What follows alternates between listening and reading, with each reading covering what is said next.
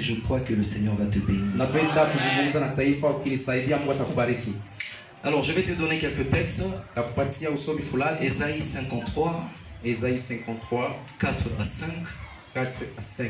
Jean chapitre 3, le verset 16. Le 16e verset. Et tu prends aussi Jean chapitre 1er. Jean chapitre 1er. Là, nous prenons même tout le chapitre, mais on ne va pas lire. Tu vas lire ça à la maison. Tu prends aussi Genèse chapitre 1er. Genèse chapitre 1er. Le verset 26. Verset 26. Je vois la présence de beaucoup de prophètes en ce lieu.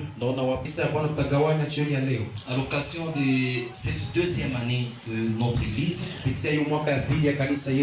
une église merveilleuse que vous êtes.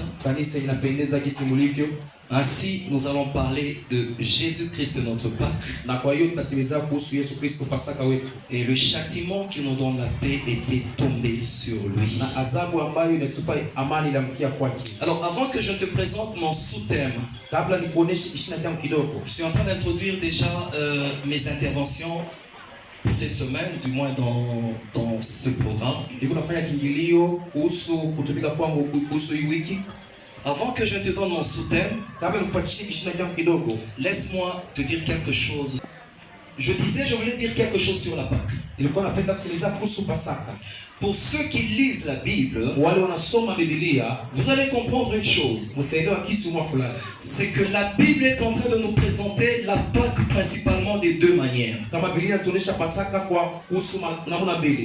Vous avez l'Ancien Testament qui nous parle de la Pâque.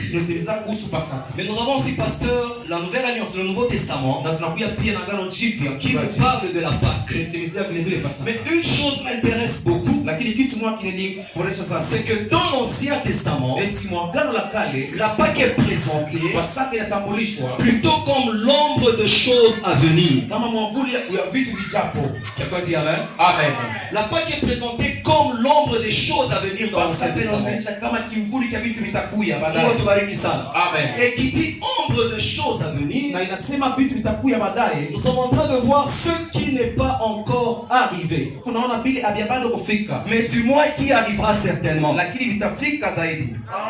Mungu atubariki sana. Amen. Mungu atubariki sana. Amen. Et la deuxième partie de la Bible, qui parle de la Pâque, elle ne nous parle pas de l'ombre des choses à venir, mais cette fois-là, elle nous parle de ce qui est déjà venu.